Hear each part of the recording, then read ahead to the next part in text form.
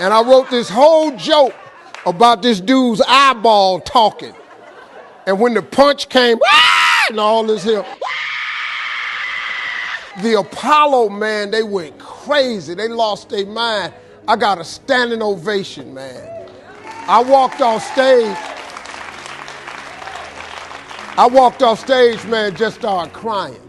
I couldn't believe it. And they paid me. I made $750 for being on TV for one night. I'd never made $750 telling jokes in one night. And so that was my first television appearance. A couple weeks later, Sinbad was the host of the show. He got this job on Different World. And so he quit. And so Mark Curry became the host. And then Mark Curry got hanging with Mr. Cooper, and he quit.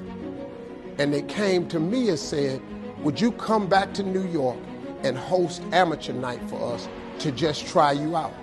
Oh, ain't no problem. And so I went to New York. I hosted amateur night, and I was killing. But every time we went to commercial break, I was supposed to let the warm-up act take over like Ruben does.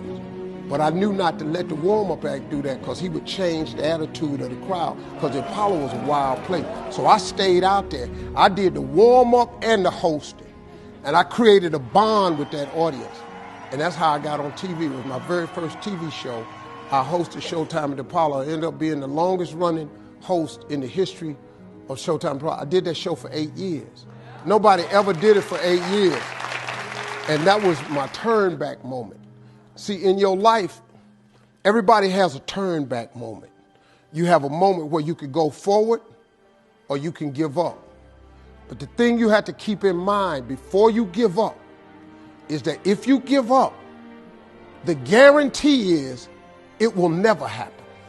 That's the guarantee of quitting, that it will never happen no way under the sun.